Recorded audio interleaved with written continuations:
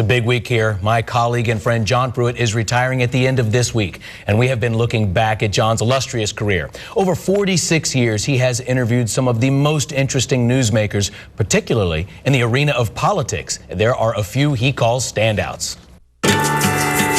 When John was a fresh-faced young reporter at WSB TV, he met one of the most interesting men he would ever cover, Lester Maddox. I'll walk out of that governor's office and leave the moment this program for Better Georgia is implemented. Maddox ran a family restaurant near Georgia Tech called the Pickwick Cafeteria.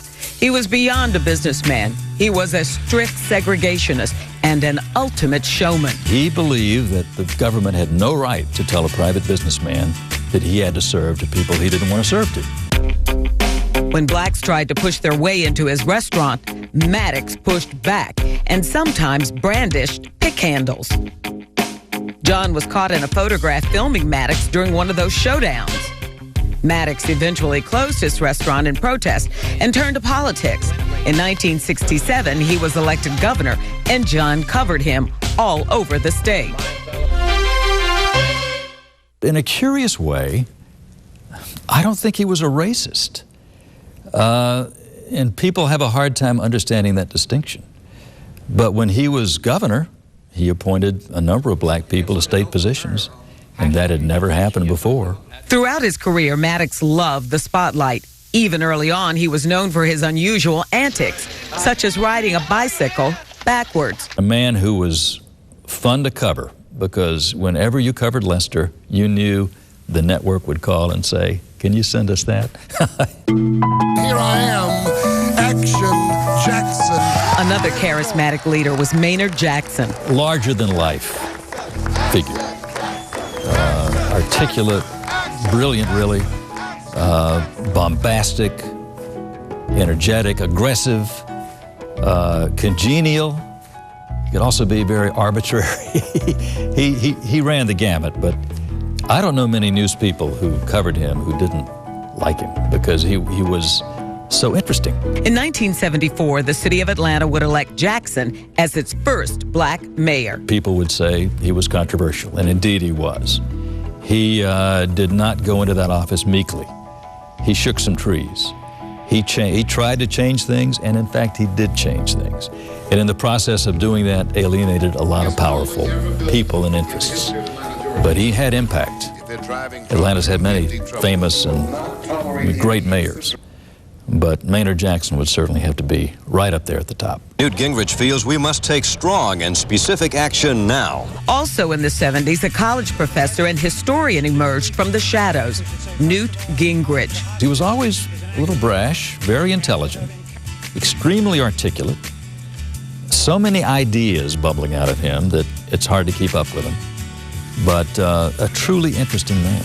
In 1978, Gingrich won a seat in the U.S. House of Representatives. He would be reelected 10 times and become Speaker of the House before eventually resigning in 1999. We haven't heard the last of Newt Gingrich. He is still out there making waves, and I think that he will probably be a real factor in the next presidential race. Wow, you know, I love covering politicians. I think both of you do too as well. Those who hold public office, those who seek public office, what makes them tick.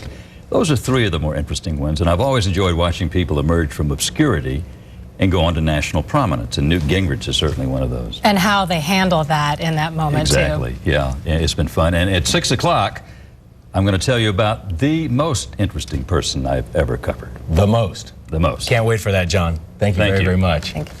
There is no one in Georgia who knows politics quite like John Pruitt. As we count down to his retirement this week, we've been looking back.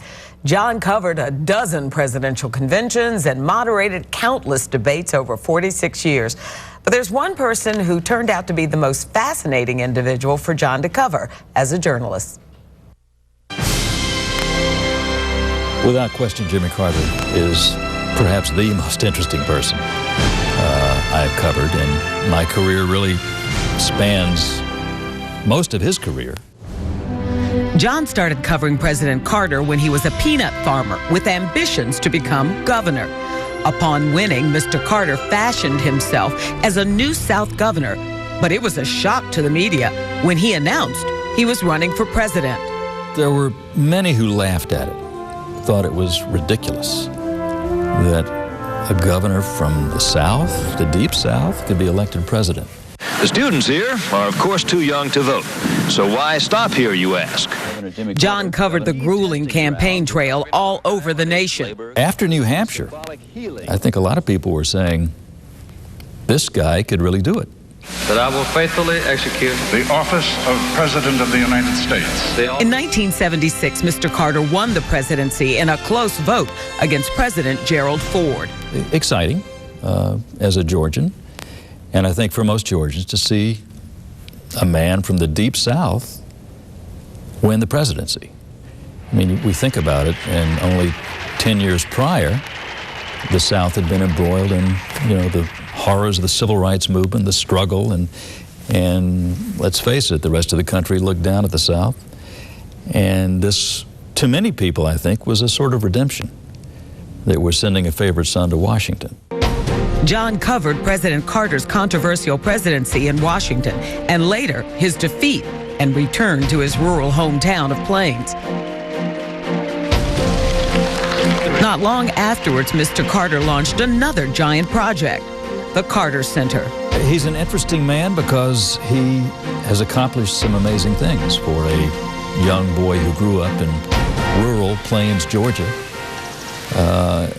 He's interesting because he set some very ambitious goals in life and achieved them.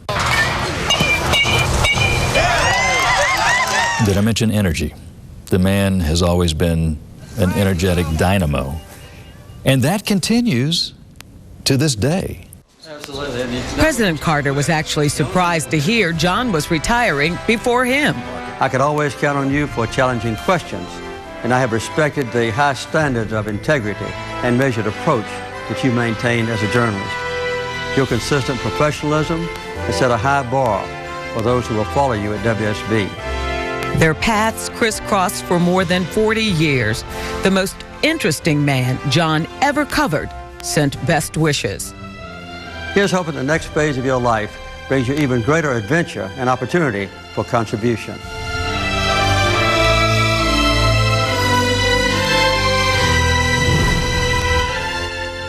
What can you say to that? Wow. Remember we were in Oslo with him, Norway, covering the Nobel Prize? Nobel Peace Prize. But it was so nice of the president to offer those kind words, and what a great adventure it's been to cover him, from the peanut fields of South Georgia to the White House to the post-presidency. You going to be able to keep up with him? Nobody can keep up with him. I can guarantee you nobody can keep up with Jimmy or Rosalind Carter. That's for sure. They're both dynamos. And tomorrow night we're going to talk about some of the major stories that have had the most impact on me, so I hope you'll join us tomorrow night at 6.